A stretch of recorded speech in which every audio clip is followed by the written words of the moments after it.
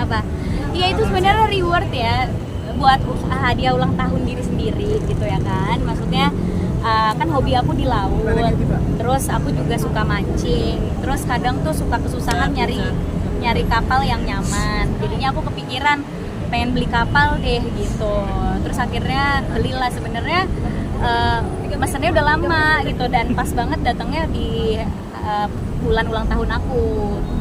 Terus akhirnya karena aku juga nggak pakai kapalnya tiap hari ya, karena aku sibuk juga ngantor dan segala macem, akhirnya kepikiran bikin perusahaan kapal aja deh gitu. Jadinya bikin perusahaan kapal sama beberapa partner yang ada di balik perusahaan aku, namanya Salayayat jadi perusahaannya gitu. Dan kita lagi beli 2 kapal lagi. Sebenarnya aku lagi beli 2 kapal lagi karena nanti kapalnya itu mau ditaruh di titik-titik lain selain Jakarta gitu. Jadi kalau aku liburan di mana ada gitu.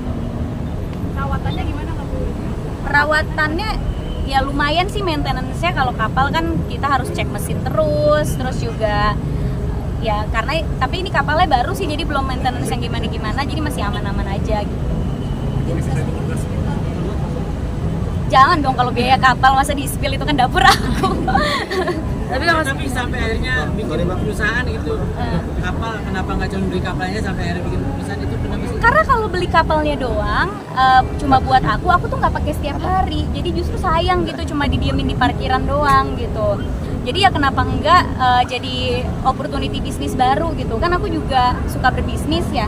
Dan menjalankan bisnis yang aku suka dan sesuai sama hobi aku tuh menyenangkan gitu. Jadinya yaudah dia bikin perusahaan kapal, jadi bisa punya kapal-kapal lainnya dan bisa disewa-sewain, bisa disebar juga di beberapa titik destinasi wisata gitu. Emang takut nggak kuat kah buat maintenance-nya atau mungkin seperti apa sih?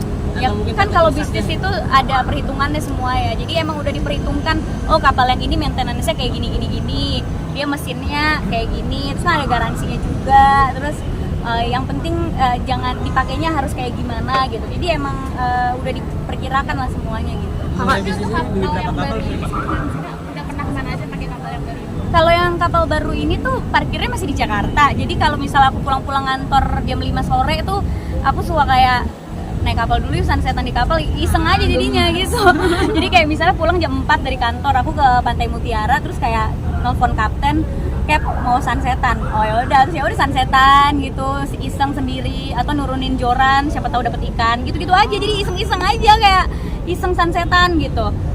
Cuma nantinya kapal aku ini pengen aku bawa ke Labuan Bajo karena kan aku suka di sana kan. Jadi pengen aku parkirin di Labuan Bajo yang aku beli ini. Jadi kalau aku ke Bajo udah ada kapal.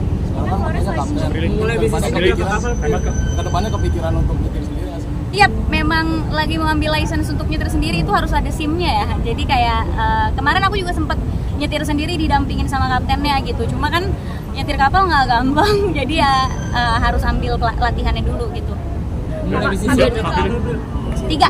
Jadi lagi 2 lagi on the way, nanti tungguin aja ya. Kakak, aku pengen nanya dong Kak, menjadi businesswoman nih sekarang. Dan bisnisnya lumayan besar banget ya untuk kapal itu. Gimana sih kesiapan Kakak sendiri untuk menjalankan bisnis ini? Kalau berbuka bisnis itu kita udah harus siap. Ya maksudnya kalau buka bisnis tuh mentalnya nggak bisa untuk untung cepat gitu ya. Apalagi ini bisnis yang long term ya, perkapalan. Terus bisnis model juga beda sama bisnis lain. Jadi ya harus komit sama segala macam kondisi dan tantangan ke depannya. Apalagi berhubungan sama alam, laut ya, arus apa segala macam tuh nggak bisa dibaca. Jadi ya harus siap aja sih, tapi kalau suka bisa dijalani. April ini terakhir soal di podcast sendiri. Apa kamu ngomong katanya takut meninggal karena nggak ada ngurusin ayah sama mama, seperti apa sih? Ya pastilah, aku anak perempuan pertama ya yang selalu menjadi tumpuan harapan orang tua. Pasti takut kalau kita tuh kenapa-kenapa, karena takut nggak ada yang ngurusin orang tua.